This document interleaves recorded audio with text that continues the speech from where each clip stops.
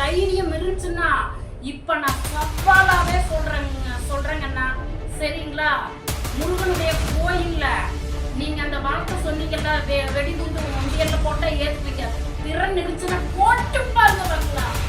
அதுக்கப்புறம் நாங்க யாருங்கிறத யாருங்க நீங்க? முருகப்பெருமான் வந்து யார்கிட்ட பேசுறாரு ஐபோன்னு சொல்லி கேட்கறது உங்களுக்கு என்ன ரைட்ஸ் இருக்குது? நீங்க யாருன்னு கேட்கறேன் நானு. சரியா? பொறுமைக்கு ஒரு எல்லை இருக்குது. சும்மா வந்து இந்த சீண்டி பார்த்துட்டு அங்க சுத்தி இங்க சுத்தி கடைசியில வந்து தமிழ் முதற் கடவுள் என் அப்பன் முருக பெருமான சீண்டி பார்க்கணும்னு நினைச்சிட்டீங்கன்னா தாங்க மாட்டீங்க நீங்க.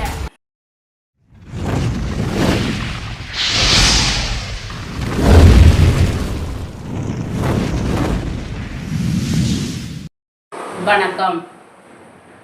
இந்த வீடியோ யாருக்கு அப்படின்னு பார்த்தீங்கன்னா அண்ணன் சீமான் அவர்களுக்கு தான். அண்ணா, உங்கள் மேலே வந்து ஒரு மதிப்பு மரியாதை வச்சுருந்தேன். ஆனால் அந்த மதிப்பு மரியாதையை வந்து நீங்கள் நாளுக்கு நாள் கெடுத்துட்டே உட்காந்துட்டு இருக்கிறீங்க. சரியா? உங்களுக்கு வாயில் வருதுங்கிறதுக்காக என்ன வேணாலும் உளறிட்டு உட்காந்துட்டு இருக்காதீங்க. சரிங்களா?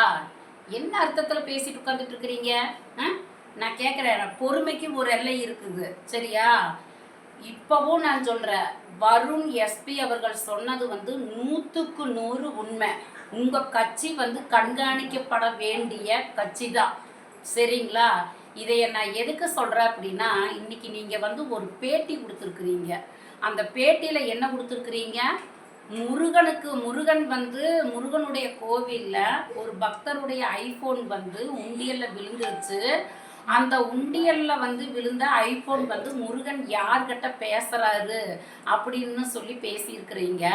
அதே மாதிரி கோயில்ல விழுந்த அந்த ஐபோனுக்கு பதிலாக வெடி உண்டை போட்டால் நீங்கள் ஏற்றுக்கொள்வீர்களா அப்படின்னு சொல்லி கேட்குறீங்க. நீங்கள் உண்மையாலுமே உங்களுக்கு வந்து சுய அறிவு இருக்கா இல்லையா? சரியா? இந்த சும்மா வந்து இந்த எல்லாத்திக்கிட்டையும் இந்த உருட்டுறது, இந்த சவுண்டு கொடுக்கறதெல்லாம் வேற யாராச்சும் கிட்ட வச்சுக்கோங்க. சரியா? என் அப்பா முருக பெருமான சீண்டணும்னு நினைச்சீங்க, நான் வந்து பார்த்துட்டு உட்காந்துட்டு இருக்க மாட்டேன். நீங்க எவ்வளவு பெரிய ஆளா கூட இருங்க, எனக்கு அதை பத்தி கவலை கிடையாது. என்னப்பா முருக பெருமானை பத்தி பேசுறதுக்கு உங்களுக்கு என்ன அருகதை இருக்குதுன்னு கேட்கிறேன். சரியா? நான் முருக பெருமானின் சரியா அந்த வம்சத்தை சேர்ந்தவ, அதனால நான் கேட்கத்தான் செய்வேன். திடீர்னு எப்பாச்சும் ஒரு நாளைக்கு வந்து அப்படியே ஞான உதயம் வந்துச்சு அப்படின்னா என் அப்ப முப்பாட்டை என் தாத்தா முருகன்ட்டு வளர வேண்டியது. இப்போ வந்து இல்லை, தைரியம் இருந்துச்சுன்னா, தில் இருந்துச்சுன்னா, திறன் இருந்துச்சுன்னா என் அப்பா முருக கோயில் உண்டியல்ல வந்து நீங்க சொன்னீங்கல்ல இந்த குண்டை போடலாமான்னு சொல்லி போட்டுத்தான் பாருங்களேன். அதுக்கப்புறம் என்ன நடக்குதுன்னு மட்டும் பாருங்க நீங்க. சரியா? சும்மா இந்த எல்லாத்தையும் வந்து இந்த அப்படியே வா வா ஒண்டி வா, நேருக்கு நேரம் வா, அப்படி நின்று வா, உனக்கு திறன் இருக்கா அப்படின்னால இந்த சவுண்டு கொடுப்பீங்கல்ல, அந்த சவுண்டெல்லாம் வேற யாராச்சும் கிட்ட வச்சுக்கோங்க. முருக பெருமானை வந்து சீண்டி பார்க்கணும்னு நினைச்சிங்கன்னா அது எவ்வளோ பெரிய ஆளாக இருந்தாலும் நான் பார்த்துட்டெல்லாம் உட்காந்துட்டு இருக்க மாட்டேன். சரியா? நீங்க யாருங்க? நீங்க முருகப்பெருமான் வந்து யார்கிட்ட பேசுறாரு ஐபோனுன்னு சொல்லி கேட்கறதுக்கு உங்களுக்கு என்ன ரைட்ஸ் இருக்குது? நீங்க யாருன்னு கேட்கறேன் நானு. சரியா? பொறுமைக்கு ஒரு எல்லை உண்டு. சும்மா வந்து இந்த சீண்டி பார்த்துட்டு அங்க சுத்தி இங்க சுத்தி கடைசியில வந்து தமிழ் முதற் கடவுள் என் அப்பன் முருக பெருமான சீண்டி பார்க்கணும்னு நினைச்சிட்டீங்கன்னா தாங்க மாட்டீங்க நீங்க. சரியா? அதே மாதிரி தில் இருந்துச்சுன்னா, திறன் இருந்துச்சுன்னா, தைரியம் இருந்துச்சுன்னா இப்ப நான் சவாலாவே சொல்றேங்கண்ணா.